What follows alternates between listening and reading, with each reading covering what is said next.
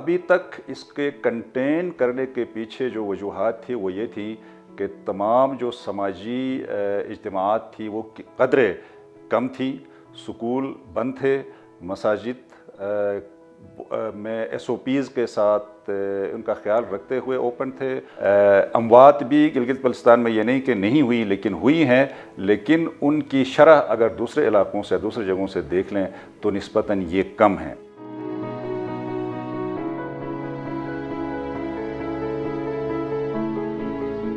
Mask کا پہننا ہے، آپ جب بھی کسی ایسے جگہ پر کام کرنے جاتے ہیں جہاں پر آپ کا اختلاط یا ملنا لوگوں سے ہو جاتا ہے، وہاں پر آپ کو ضرور ماسک پہننا چاہیے۔ جسمانی صفائی کا خیال رکھنا ہے۔ جسمانی صفائی کے خیال میں سب سے اوپر سب سے اہم آپ اپنے ہاتھوں کا جو صفائی ہے اس کا اپنے خیال رکھنا ہے۔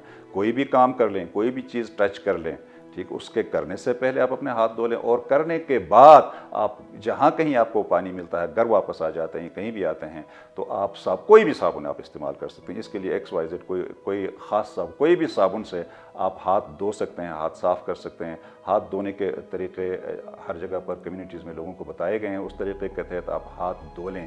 اگر کہیں آپ کو صابن اور پانی بہت دور پڑتا ہے، وہاں تک پہنچنے میں آپ کو ٹائم لگتا ہے، تو ایک چھوٹا سا سینیٹائزر آپ جیب میں رکھیں اور ضرورت پڑنے پر آپ اس سے اپنے ہاتھ صاف کر لیں۔ یہ وہ پریکاشنز ہیں جن سے آپ اپنے آپ کو اور اس سے بڑھ کر دوسروں کو اس بیماری سے آپ بچا سکتے ہیں۔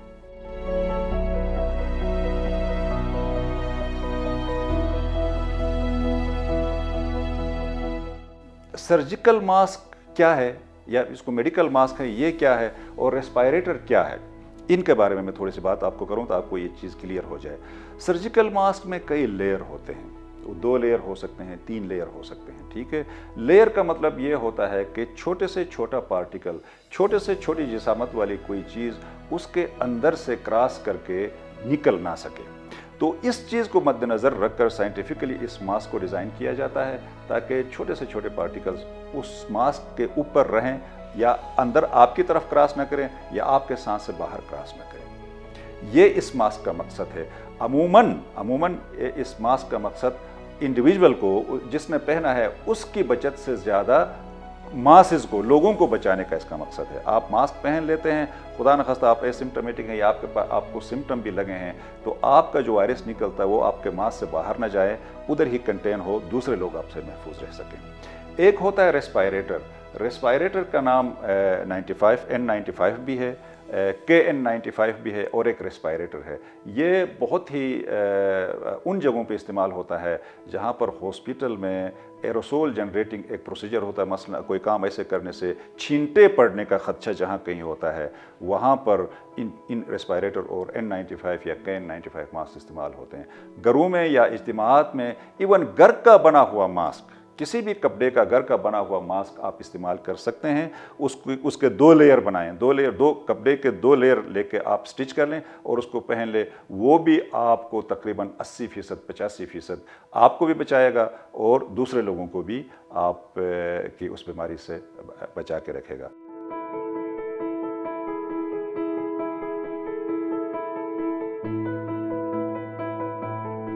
انسان ہے، روزمرہ اپنے ارد گرد کو جو ہم صاف کرتے ہیں، صاف ستھرا، چاہے اپنی جسمانی صفائی ہو یا اپنے ماحول کی صفائی ستھرائی، وہ کلیننگ ہے۔ اب ڈس انفیکشن وہ ہے کہ اگر آپ کے ماحول میں آپ کو لگتا ہے کوئی ایسا جرثومہ، جرم یا کوئی ایسی چیز جو آپ کے صحت کے لیے انجوریس ہے، اس کا خاتمہ کرنا ڈس انفیکشن کہلاتا ہے۔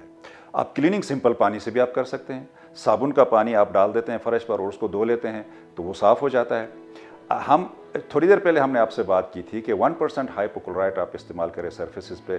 یہ 1% ہائپوکلورائٹ ان جرثوموں کو، ان جرمز کو بشمول COVID-19 وائرس کے، ان کو مار ڈالتا ہے۔ تو یہ جو مار ڈالنے کا عمل ہم جس کسی چیز سے کر لیتے ہیں اس کو ہم کہتے ہیں ڈس انفیکشن۔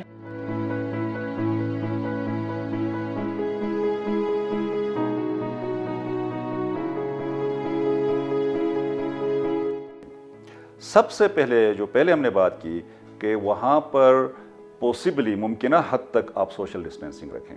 کلاس میں اگر 40 بچے آپ پہلے ایک ساتھ جمع کر کے پڑھا سکتے تھے، آپ ان کو 20 سے 15 تک محدود کر لیں۔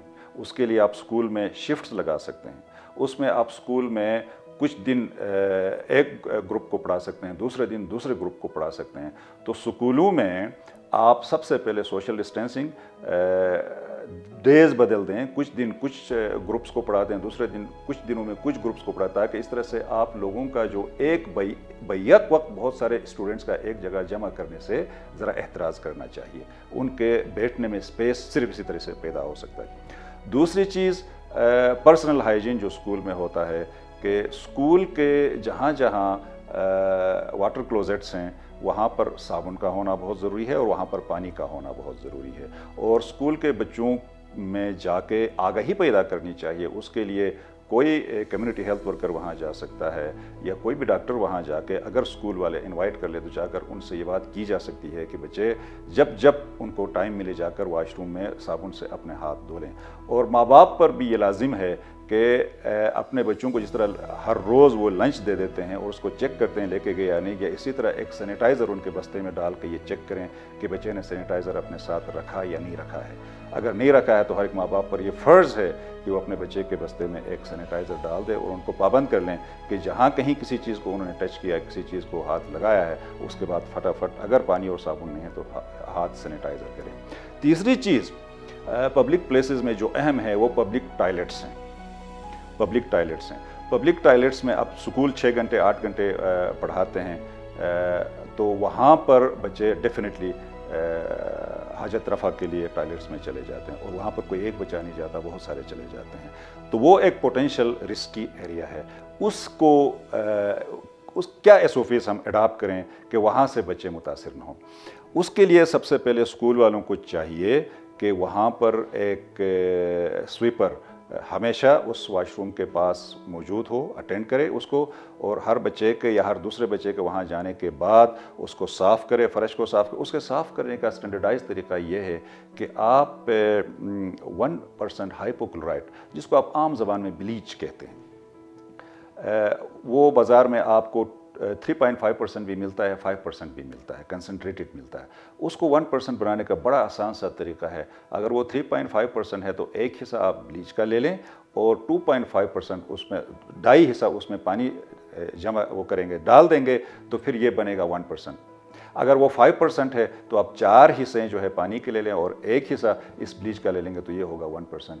इसको किसी बाल्टी में डालकर जिसके जितने भी सरफेसेस हैं वाशरूम में, वो टॉयलेट है या टॉयलेट कमोड है या उसके इर्द गिर्द जितने भी हिस्से हैं, उन सब को इससे साफ़ किया, मोप लगाकर इसको साफ़ किया जा सकता है, और वाशरूम में साबुन का रखना है। ये 2-3 चीज़ें एसओपीज़ ऐसी हैं जिनसे आप स्कूल के बच्चों को वायरस कंट्रैक्ट करने से बचा सकते हैं।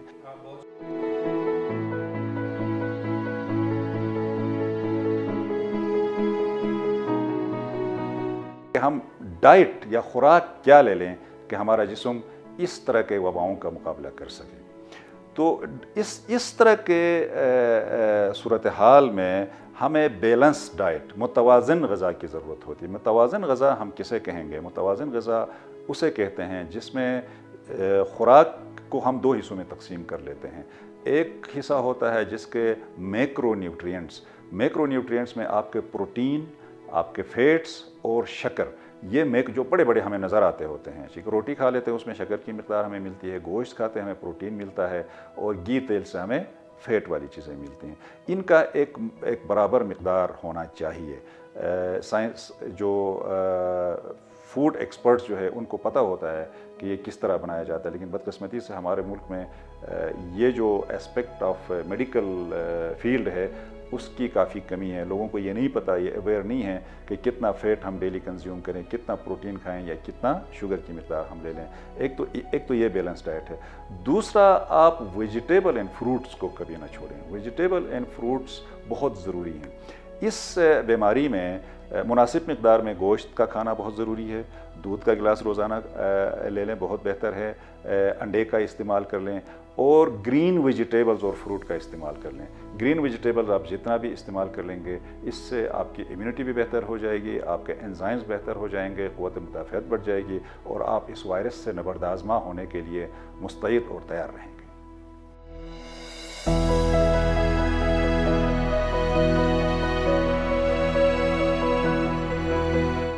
उसके अलामात ऐसे हैं कि आपको लग रहा है कि कोरोना हुआ, तो उसका तरीक़ेकार ये है कि उसको घर के किसी ऐसे कमरे में अलग रखा जाए कि उसको हाजत रफ़ा के लिए बाहर नहीं आना पड़े या किसी दूसरी चीज़ के लिए उसको बाहर नहीं आना पड़े, और उसके लिए उस कमरे में खुराक पहुंचाने के लिए, उसके कपड़े वहाँ पर उसको पहुंचाने के लिए या किसी भी उसकी ज़रूरत की चीज़ को पहुंचाने के लिए एक डेडिकेटेड इंसान का होना बहुत ज़रूरी है। अब ये डेडिकेटेड इंसान जो उसकी खिदमत पे मामूर है, उसको कपड़े, खाना, सारा कुछ बहम पहुंचाता है, वो अपना पर्सनल प्रोटेक्शन मुकम्मल करके उसके पास चला जाए। पर्सनल प्रोटेक्शन में हमने पहले बताया, अगर वो उस कमरे में जाता है तो मास्क पहन ले, एक ऐसा गाउन आता है जिसके ऊपर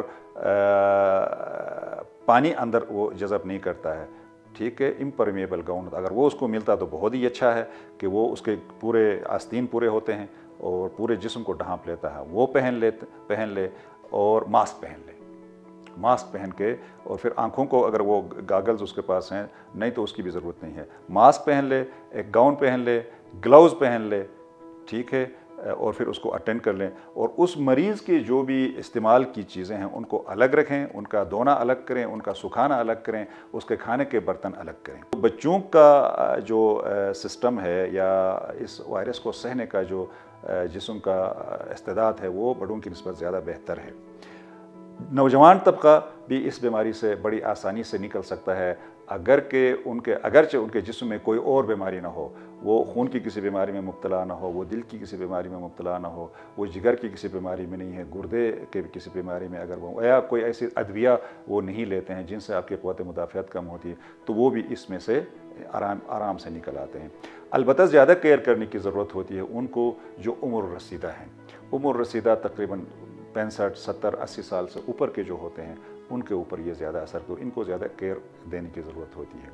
आपने घर में एहतियात ये करना है कि आपने इसके सांस के लेने का अमल देखना है, खांसने का अमल देखना है। जिस वक्त आपको लगता है कि वो मरीज़ जो आपने अपने घर में आइसोलेट किया, अपने कमरे में रखा है और एहतियाती तदाबीर आपने पूरे किए कि वो उसके सांस के लेने में कोई रुकावट तो नहीं आती है, अगर आप उसका पल्स ऑक्सीमीटर आपके पास है, सैचुरेशन देखने का आला हर घर में नहीं हो सकता है, अगर है तो उसे सैचुरेशन देखें। जिस लम्हे आपको लगे कि इसका सैचुरेशन ड्रॉप कर रहा, फटाफट हॉस्पिटल ले जाएं, या अगर ये नहीं है तो उसके सांस में आपको रुकावट लेता, तेज़ सांस लेने लगता है या उसके छाती पे आपको गड़े पड़ते नज़र आते हैं, तो उस वक्त उसको अपने घर में आइसोलेट न करें, उसको फ़ौरन हॉस्पिटल पहुंचा दें।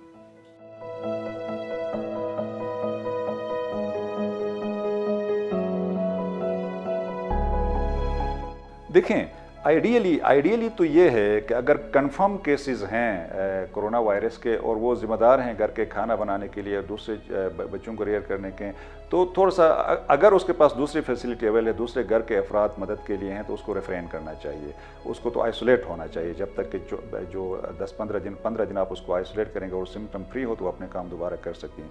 अगर सिम्टम्स नहीं हैं, एसिम्टमेटिक ट्रांसमिशन सरफेसेस पे जब तक सांस या कफ दूसरे के ऊपर न करे बराह रास्त, तो इतना इसका ट्रांसमिशन नहीं होता। अगर वो सिम्टमेटिक है तो उसको चाहिए कि वो कुछ अर्सा आइसोलेट हो जाए और दूसरों की ये चीज़ ना करे। हाँ, दूसरी चीज़ मैं क्लियर कर दूँ, अगर कोई माँ उसको सिम्टम्स हुए हैं और उसका बच्चा शीरखार है, दूध पीता है, तो फिर उसके लिए ये है कि वो अपना हाथ धोए पहले और निपल्स धो ले और फिर एक मास्क पहन ले और अपने बच्चे को दूध पिलाए। ये क्योंकि बच्चे के ऊपर मैंने पहले कहा कि इस वायरस का इतना ज़्यादा शदीद असर नहीं होता है, बच्चे को माँ से हम उस वक्त तक अलग नहीं कर सकते हैं जब तक माँ बहुत ज़्यादा सीरियसली इल ना हो। अगर माँ किसी हद तक तंदुरुस्त है, सिम्टम्स नहीं है और आपने टेस्ट किसी वजह से किया, वो पॉजिटिव भी आया है, तो बच्चा माँ के साथ रह सकता है, माँ अपना दूध पिला सकती है। लेकिन दूसरों के लिए जो अगर अवेलेबल दूसरा बंदा है तो उसको मेरे ख्याल में आइसोलेशन में डाल के उससे खाना नहीं बनाना चाहिए। Thank you very much.